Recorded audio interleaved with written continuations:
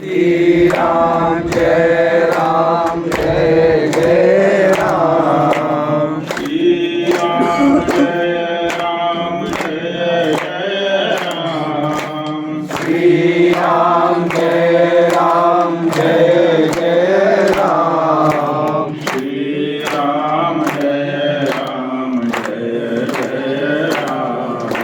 श्री राम जय राम जय जय राम।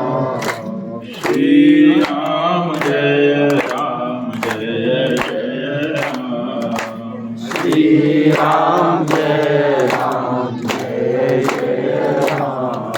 धर्म की जय हो, अधर्म का नाश हो, प्राणियों में सद्भावना हो, विश्व का कल्याण हो। गौ माता की जय हो, गो हत्या बंद हो। गंगा माता की जय हो, जगत गुरु शंकराचार्य भगवान की जय हो, बद्री विशाल की जय हो, नंदा देवी की जय हो, ज्योतिर्मठ क्षेत्र की जय हो। नमः पार्वती पते हर हर महादेव।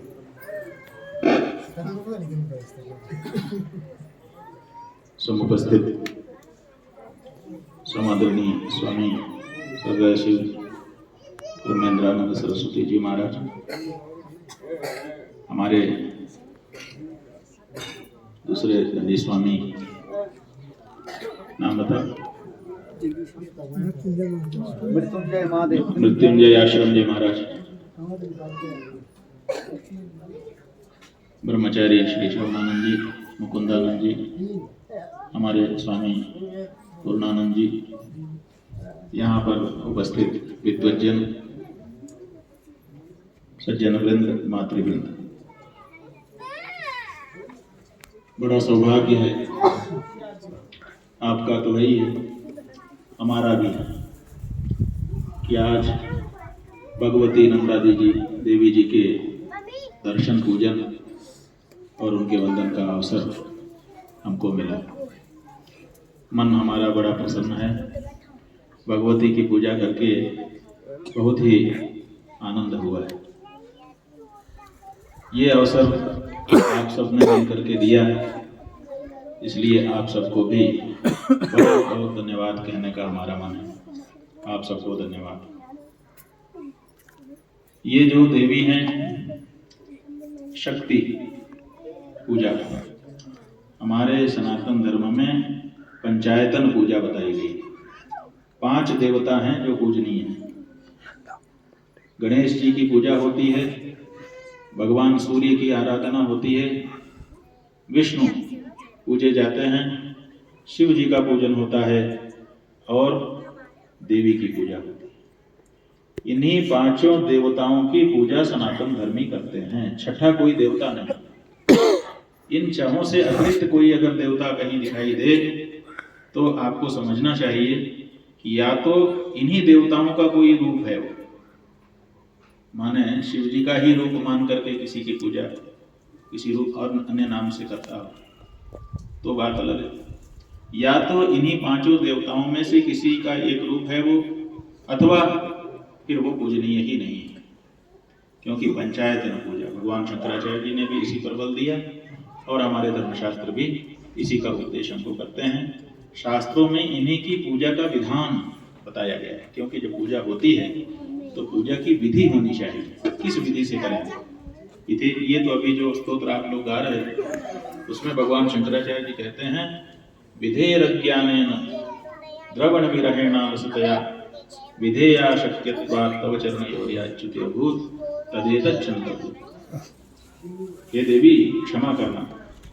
क्या क्या क्षमा करना है? का विधेह अज्ञानेन, विधि के अज्ञान से कोई विधि मुझसे छूट गई हो तो वो गलती है। क्यों? क्योंकि विधि से ही पूजा की जानी चाहिए, विधि विधान से ही पूजा करने का नियम है।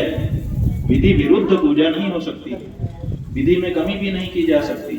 इसलिए कोई विधि अगर ज्ञान से मुझसे छूट गई तो वो क्षमा, उसके लिए मैं मांग रहा हूँ। द्रविण विरहेण, धन की जरूरत होती है क्योंकि पूजा से ही सामग्री आती है। तो मैं तो सन्यासी और मेरे साथी जो गृहस्थ हैं ये भी कोई सब थोड़े संपन्न हैं, किसी के पास है, किसी के पास नहीं है। और देवी की पूजा तो ऐसी है कि बड़े बड़े अगर आए तो वो भी छोटे पड़ जाएंगे, क्योंकि एक से एक उपचार कहाँ तक चढ़ाओगे।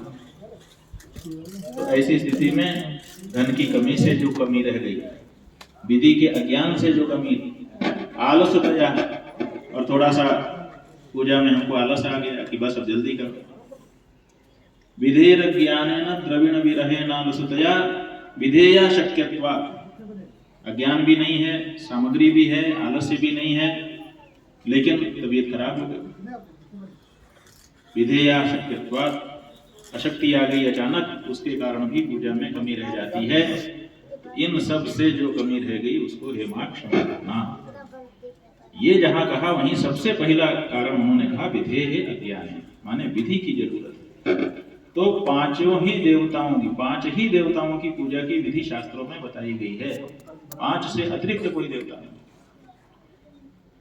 तो उनमें शक्ति की पूजा प्रमुख शाक्तों के लिए।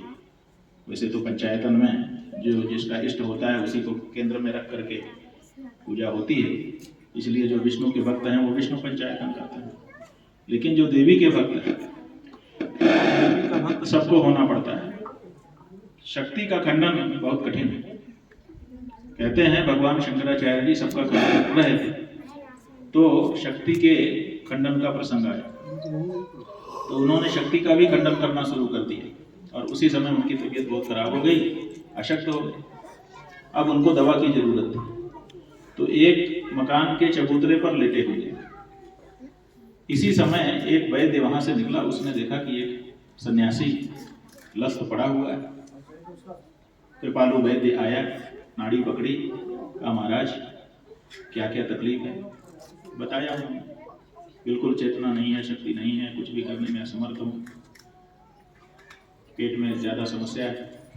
तो उन्होंने कुड़िया में दवाई रखी, कहा ये दवाई है, आप इसको दही के साथ दिन में 3 बार खाना शुरू करिए, 3-4 दिन में आप ठीक हो जाएंगे। अब वो तो चला गया। अब सोच रहे हैं कि ये कुड़िया तो मिल गई, वैद्य आ गया, दही कहाँ से मिले जिसके साथ इस दवा को मैं खाऊं। उसी समय फिर भगवती की कृपा हुई, एक दही बेचने वाली निकली और वो पुकारती जा रही थी, अरे दही ले लो, कोई दही ले लो। तो शंकराचार्य जी को लगा कि हाँ दही वाली आ रही है, तो उन्होंने किसी तरह से आवाज लगाई, अरे माँ पास में आके जरा दही दे दे। तो उन्होंने कहा, वो माता खड़ी हो गई। उसने कहा अच्छा स्वामी जी आपको दही की जरूरत है, पैसा है? पैसा तो नहीं, कोई बात नहीं, ये लीजिए। एक सकोरे में दही निकाल करके रख दिए कुछ दूरी पर, और कहा कि ले लीजिए, ये आपके लिए मैं दही रख रही हूँ।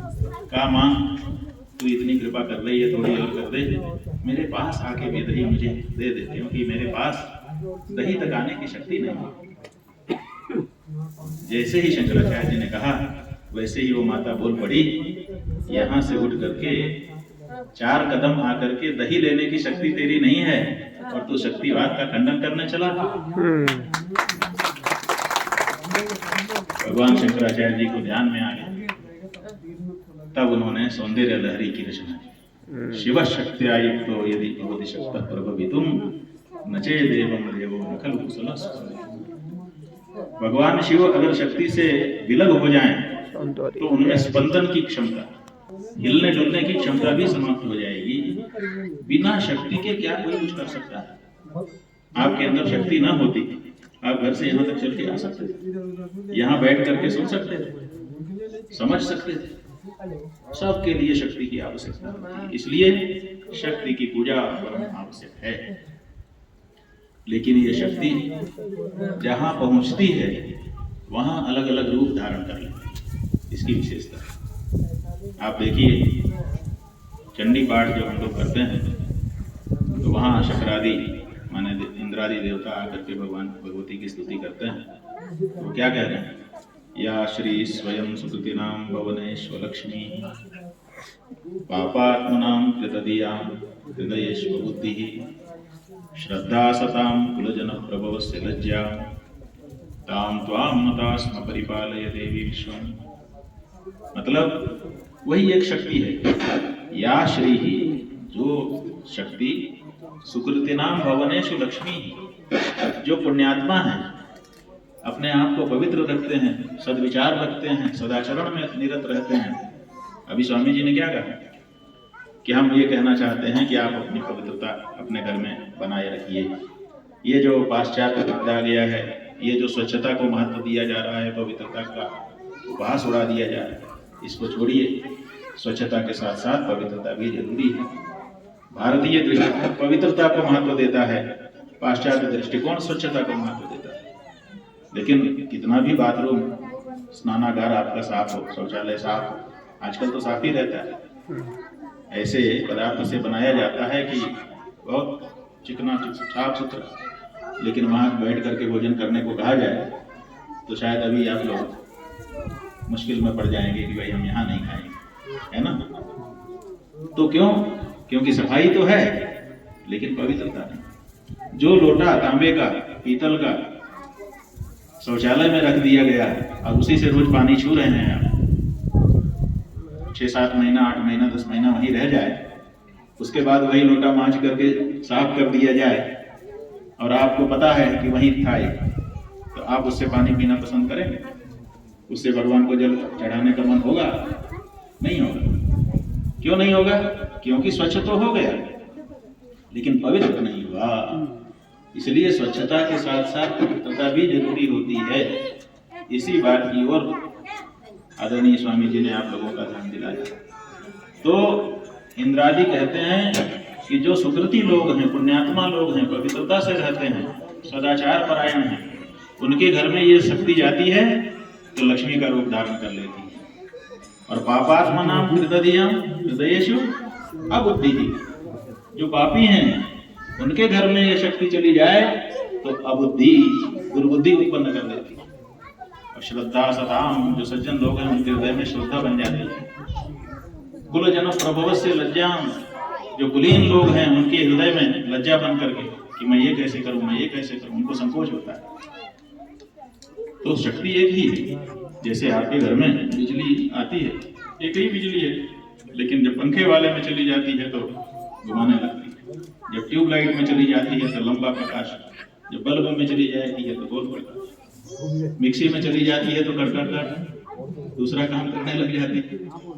तो एक ही शक्ति जैसे अलग अलग इंस्ट्रूमेंट में जाकर के अलग अलग कार्य सिद्ध करती है, वैसे ही ये पराम्बा, ये राजराजेश्वरी, ये नंदा देवी जिन लोगों के बीच में जाती हैं उनके अनुसार का परिणाम उनको प्रदान करने लगती हैं, और जैसा परिणाम प्रदान करती हैं वैसा ही उनका नाम हो जाता है। तो यहाँ आकर के जब हम लोग बैठे हैं तो भगवती का नाम यहाँ पर लगा हुआ है। माँ पराम्बा जगदम्बा नंदा देवी मंदिर का जीर्णोद्धार लिखा है। इनका नाम नंदा देवी है। आप लोग नंदा देवी के जयकारे। नंदा माने नंदयती थी नंदा, जो आनंदित कर दे, आह्लादित कर दे, हृदय को प्रसन्न कर दे, उसका नाम है नंदा। तो इसका मतलब है कि ये शक्ति जब यहाँ आई होगी तो यहाँ के लोगों को आह्लाद उत्पन्न हुआ होगा, इसीलिए इस शक्ति का नाम नंदा हो गया। तो ये नंदा नंदन का कारण है। नंद गोप गृहे जाता यशोदा गर्भ संभवा ततस्तौ नासयिष्यामि विंध्याचल निवासिनी। नंद गोप के गृह में आविर्भूत हुई योगमाया। वसुदेव जी के द्वारा कृष्ण के बदले में पुनः मथुरा लाई गई और वहां से कंस के हाथ से छटक करके ऊपर गई और फिर विंध्याचल में जाकर के विराजमान। वो विंध्याचल जो वासिनी देवी है, ये विंध्याचल क्या है? ये सीमा रेखा है भारत। भारत के बीच में एक रेखा है, उसका नाम है विंध्य। क्यों? क्योंकि विंध्य से उत्तर जो स्थान है वो उत्तर भारत कहलाता है और विंध्य से दक्षिण, दक्षिण उत्तर का निर्णय विंध्य से होता है। तो विंध्य से इस तरफ के जो ब्राह्मण है वो उत्तर भारत के ब्राह्मण कहलाते हैं और उस तरफ के जो है वो पंचद्रविड़ माने दक्षिण भारत के ब्राह्मण कहलाते हैं। तो उत्तर दक्षिण बनाने वाली जो रेखा है वो है विंध्य, और वहीं पर ये नंदा देवी रहती हैं। वहां से इनका प्रकाश यहाँ तक फैला हुआ है। अस्तित्व तरस्याम ऋषि देवता का। तो बहुत आनंद हुआ हमको भगवती की पूजा का आप लोगों ने अवसर दिया। ये अमित सती जी और इनके परिवार के दूसरे सभी लोग, आप सभी लोग, माताएं कल आई थी वहाँ मनोज जी के, सब लोगों ने हमसे कहा, हमारा भी मन था, लेकिन हमने सोचा पूजा की सामग्री हाथ में है नहीं, तो खाली हाथ जाने का नियम नहीं। ये शास्त्र में कहा गया है, रिक्त पाणिर्न पश्येत राजानम ईश्वरम गुरु। राजा के पास, ईश्वर माने भगवान के पास, और गुरु के पास, और कोई कोई लोग इसी में स्त्री को भी जोड़ देते हैं, दूसरे पाठ वेद में स्त्री भी आ जाता है। राजानम ईश्वरम स्त्रियम, इनके पास खाली हाथ नहीं जाना चाहिए। तो लोग बाजार से लौटते हैं इसीलिए घर में तो कुछ हाथ में लेके आते हैं। क्यों? क्योंकि शास्त्र नियम है। ऐसे ही जब देव मंदिर में जाएं तो हाथ में कुछ होना चाहिए, तो हम तो कुछ लेके आए नहीं थे, तो इसलिए जब अमित सती जी ने कहा कि इसी समय चलिए, तो मन तो हुआ, लेकिन उपचार न होने के कारण हमने कहा भाई कल आएंगे, और आज आए, आप सबके बीच में बैठे, बहुत आनंद। यहाँ पर हमारे सती जी ने ये कहा कि शिक्षा की व्यवस्था, शिक्षा तो गुरु का काम है, और ये जो ज्योतिर्मठ है ये तो जगत गुरु के द्वारा स्थापित है। जगत गुरु माने कई अर्थ हैं, लेकिन एक अर्थ ये भी है कि सारे जगत का, तो सारे जगत में तो सब आते हैं, और जब जगत गुरु के रहने पर, जगत गुरु के ठीक मठ में अगर ये शिक्षा की व्यवस्था नहीं होगी तो फिर पूरे जगत में क्या होगी? दिया तला अंधेरा, वही वाली बात है। तो इसलिए